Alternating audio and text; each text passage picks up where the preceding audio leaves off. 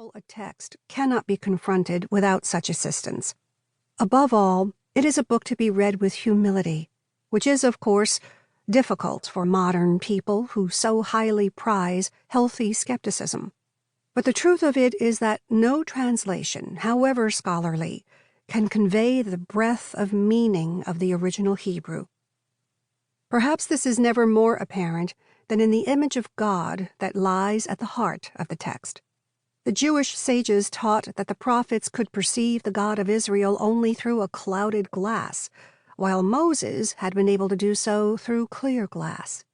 Thus we learned that there is always a barrier between mankind and God, and the less we know, the more darkened the glass becomes, so that, as with all dark glass, we frequently mistake our own reflection for that which is on the other side.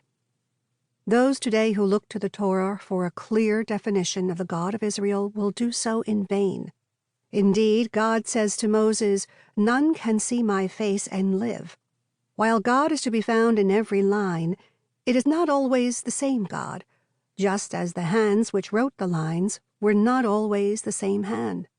The God of the patriarchs Abraham, Isaac, and Jacob is different for each of them. That is to say, a different facet is revealed. The God of the burning bush, whose name YHVH is less a noun than an allusion to the ever-present nature of Adonai, is not the same God whose petulance at the creation of a golden calf is overcome by the sophistry of Moses. The God of the Torah is less likely to be found in theology or mythology than in the commandments generated by a consciousness of the divine relationship with the people of Israel. God is not to be found in the all-too-oft-quoted eye for an eye commandments, but in the commandment that extraordinarily is to be found most frequently in the Torah: love the stranger as yourself. The essence of the God of Torah is to be found not in creed, but in deed. That is to say, the God of the Torah is to be found in deeds of righteousness.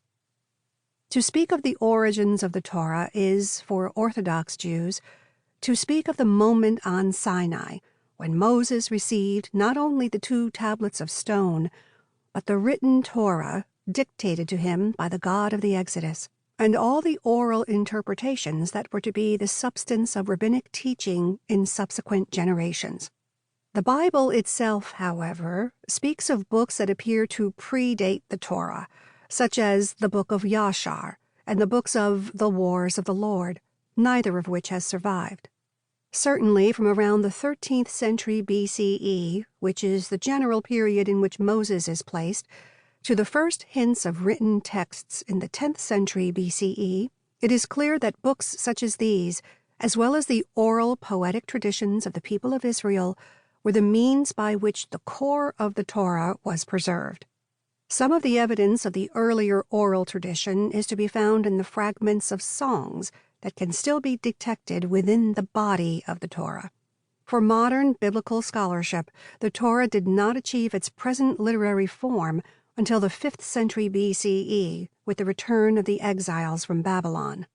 Having developed through the period of the first monarchy, the separation of Judah and Israel, the destruction of the first temple, and the Babylonian exile, it is clear that the Torah is not simply the 5 books of Moses, but a literary mosaic of the experience of the people of Israel through its first commonwealth and return from exile, as well as being the repository of its received prehistory. Scholars have detected 4 major strands which together form the 5 books of the Torah, variously labeled as the 10th century BCE J text, from the singular use of Yahweh or Jahweh for the name of God, the 8th century BCE E text, from the use of Elohim for God, the 6th century BCE D text, derived from the book of Deuteronomy, which was found during the reign of King Josiah and is imbued with the teachings of the prophets, and the 5th century BCE P text, which contains the major priestly codes incorporated after the Babylonian exile. Each of these texts has been interwoven one with another. Sometimes